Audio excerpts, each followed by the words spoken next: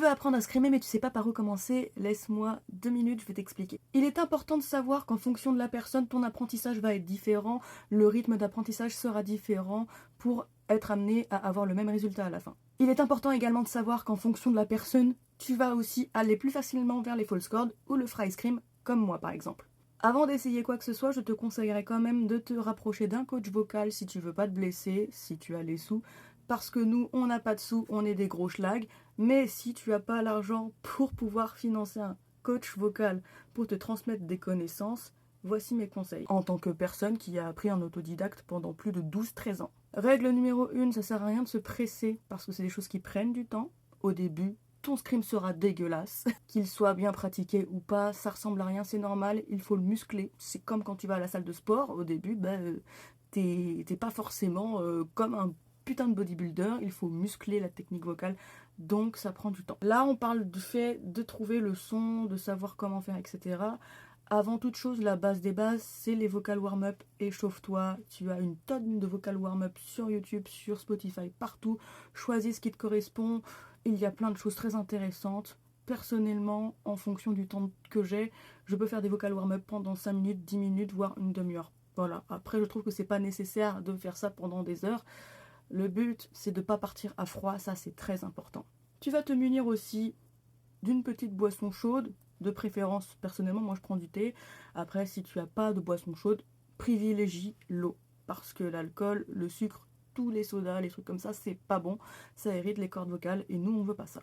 Pour pratiquer une technique pareille, il est important de faire attention à son hygiène de vie en général, je vais pas vous mentir. Si on veut chercher le son, on va tout simplement essayer de s'imprégner des tutos qui existent sur internet.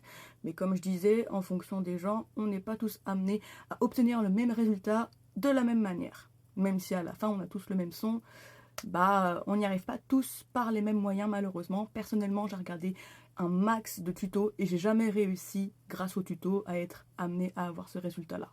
Donc personnellement, je pense que quand on fait du fry scream en tout cas, il faut travailler son vocal fry qui est la base de la base du fry scream, parce que le fry scream c'est son extension. Le vocal fry c'est par exemple la technique vocale utilisée par Britney Spears, l'espèce de voix un petit peu à l'américaine, voilà, tout simplement. Et en fait, à force, on va essayer d'appuyer au niveau du diaphragme et d'essayer de produire un son avant de tout de suite s'épuiser. Ça sert à rien. Vraiment, ça sert à rien. Il faut pas s'épuiser, cherche juste le son, n'essayez pas de faire des chansons en entier, je sais pas quoi, les gens qui veulent tout de suite faire des dingueries, ça sert à rien, vous épuisez pas, essayez de comprendre le son avant de vous blesser. Voilà, parce que si même à la première étape vous y arrivez pas, ça sert à rien de faire des chansons de 5 minutes où ça fait que screamer, c'est inutile. On est là pour être productif, certes, mais on n'est pas là pour sauter des étapes. Le secret également, c'est aussi la régularité. Bah ouais, hein, c'est pas tous les 15 jours faut screamer, c'est un petit peu tous les jours dans la semaine. Voilà. Ou alors, si tu peux pas tous les jours, voilà, plusieurs fois dans la semaine, c'est pas une seule fois tous les 15 jours, tous les 4 mois, parce que effectivement, pour maintenir l'effort, ça risque de te faire stagner. Voilà. Avoir des influences vocales t'aidera aussi à trouver ta voix, parce que beaucoup de gens cherchent à imiter Will Ramos, imiter leur chanteur préféré. Alors personnellement, imiter, je trouve que ça sert à rien, mais s'imprégner, s'inspirer, reprendre les chansons d'artistes qu'on kiffe, ça aide à développer sa technique vocale et trouver aussi son identité vocale. Voilà, qui est pour moi personnellement très important. Si t'as pas d'identité vocale, à moins de juste vouloir chanter dans sa chambre de temps en temps, mais si t'as des objectifs un peu plus grands, personnellement, oui, je trouve que c'est très important de trouver son identité vocale. Et peu importe la technique, tu vas être amené plus facilement à aller vers une technique qu'une autre. Après, tu peux apprendre les deux au fur et à mesure du temps. Mais on choisit, entre guillemets, pas vraiment vers ce quoi on va au départ. Voilà, flash info. J'ai appris à screamer avec Mitch Lucker de Suicide Silence. Je fais pas des false chords comme lui, je fais du fry scream. Voilà, c'est top, super. Pour résumer, des vocal warm-up, ne pas vouloir être contre-productif, à vouloir toujours pousser plus fort, essayer de faire des chansons de 5 minutes. Essaye juste de trouver le son d'abord.